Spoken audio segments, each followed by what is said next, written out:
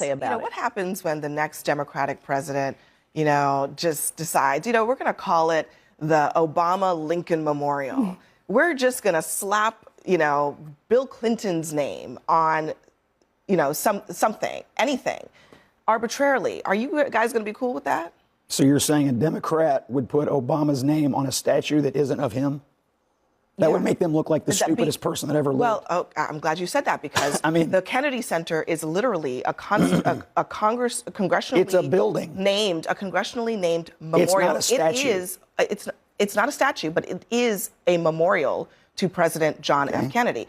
In the same way that the Lincoln Memorial is a memorial to President Lincoln. But it's a statue. So are you ready? It has a likeness. Are you ready for a Democratic president to slap their name arbitrarily on any memorial? I'm ready for Democrats to misname every statue in America. I think, to prove your point, I think that would be great for their party. It would change all the names. It would be a step in the right direction. I don't want to skip over other than destroying the statue. This is the party that's... John F. Kennedy's family is outraged after the White House announced the Kennedy Center will be renamed the Trump Kennedy Center.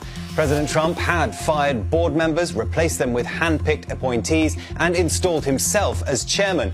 Legal experts say the name change requires an act of Congress and can't be changed by the board. But the website is already reflecting the new name. The board is a very distinguished board, most distinguished people in the country. And I was surprised by it. I was honored by it. JFK's niece, Maria Shriver, said renaming the memorial is beyond comprehension. Another niece, Kerry Kennedy, said her uncle proudly stood for justice, peace, equality, dignity, diversity, and compassion, and that Trump stands in opposition to those values.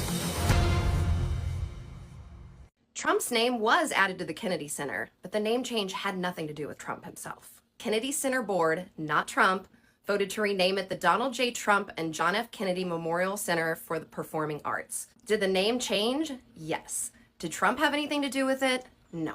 I gotta say, I'm a little jealous of people that can be so confidently wrong so often. Give me 60 seconds to explain to you what really happened with the Kennedy Center renaming, and then you tell me whether you really think that Trump had nothing to do with it. Number one, the board that voted to change the name is a brand new board of trustees. That's because back in February, Trump fired half of the previous board, including the chair, and then replaced it with loyalists. And when was the last time an incoming president replaced en masse the board of trustees midterm, you ask?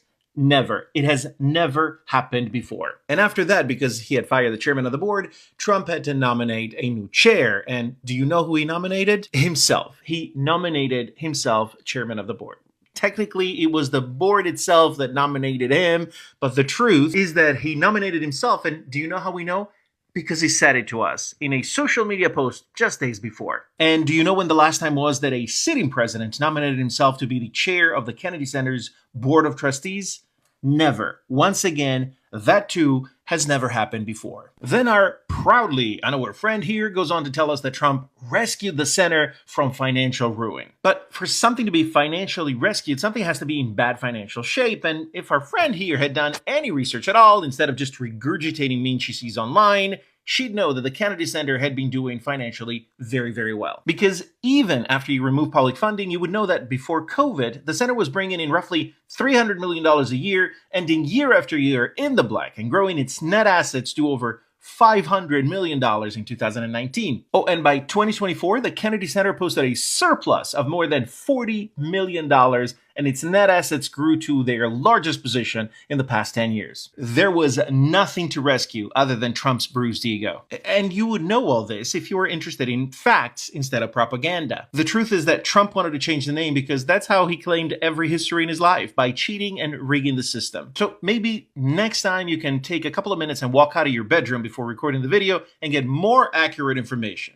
For now, I'll just quote you by saying, and once again, you're wrong.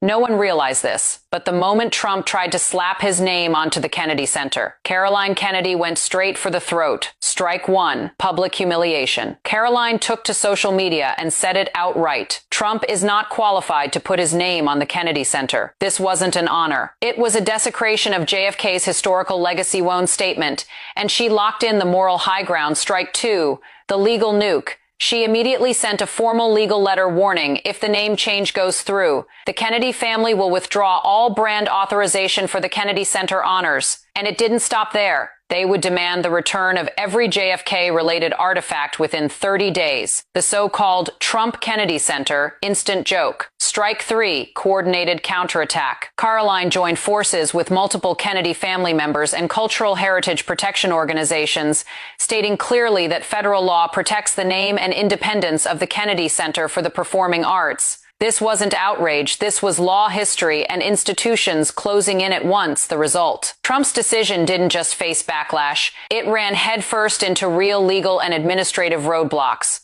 That has to come down. A federal judge just ruled President Trump's name cannot be on the Kennedy Center. It cannot be called the Trump Kennedy Center. And Trump and his own board cannot close the Kennedy Center for renovations for 2 years. And it seems President Trump is pretty pissed about it. The president posted this very lengthy message on his social media page just a short time ago, responding to this judge's ruling, basically saying that if he can't do what he wants and he can't have his name on the building, he's going to abandon plans to renovate the facility and he's going to hand operations off to Congress. More on why that doesn't really make any sense in a second, but first you have to understand that the Kennedy Center was established by a law passed by Congress as a National Center for Performing Arts and specifically as a living memorial to President John F. Kennedy in 1964 after his assassination. Congress said that trustees appointed by the president are responsible for maintaining the center and administering the programming for the center.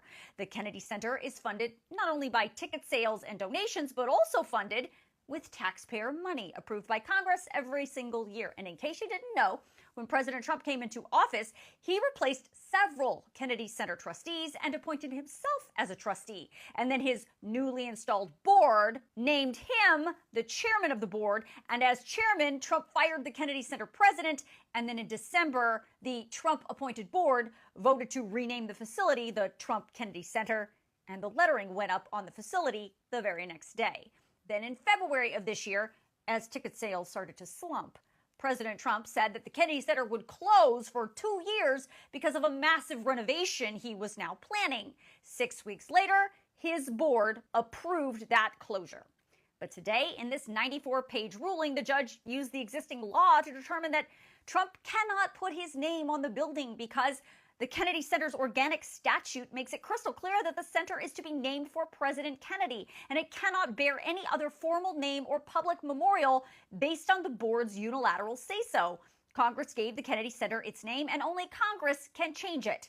Obviously, Congress did not vote to change it to the Trump Kennedy Center. But besides that, when it comes to this 2-year closure of the Kennedy Center, the judge said Trump's appointed board of trustees violated its fiduciary duty and was derelict in discharging the full range of its responsibilities to the center. More specifically, the board based its decision on an insufficient one-sided presentation of information and neglected to consider the full range of its statutory obligations and potential adverse consequences of closure on programming and memorial functions. It's important to note the judge said the renovations Trump wants to do at the Kennedy Center can absolutely continue. He just can't close the facility to do it. For the record, Republicans gave the Kennedy Center $256 million of taxpayer money in the Big Beautiful Bill to complete these renovations, and that's on top of the center's annual appropriations of $37 million, also of taxpayer money. Trump posted these proposed renovations for the Kennedy Center back in March, but today, based on his new post, it seems like none of that is going to happen anymore, even though Trump claims the facility is falling apart at the seams. He's saying he's going to wash his hands of all of it. Judge Cooper should be ashamed of himself. I cannot be involved with a situation where danger to the public is allowed to flourish in plain and open sight. Unless I am free to do what I do better than anyone else, bring this institution back physically, financially, and artistically, I have no interest in continuing what could only be a hopeless journey into Never Never Land. I'm not sure exactly what that means, but Trump then said he is going to instruct the Commerce Department to make all necessary arrangements with Congress to make a full and complete transfer of responsibility for operation, maintenance, and management of the Kennedy Center back to Congress. Not quite sure how that would work, given that the law specifically says that the Kennedy Center Board of Trustees is responsible for the operation and maintenance of the facility. What we know for sure is that the Kennedy Center officials laid off most of the staff in anticipation of this 2-year closure, which was supposed to start in July. And today's ruling could leave the center open with no performance calendar. So who knows what's going to come next. Now, if you want to read the judge's order from today, I'm going to email it out to you tonight in my Facts HQ email, which of course is free. So make sure you sign yourself up.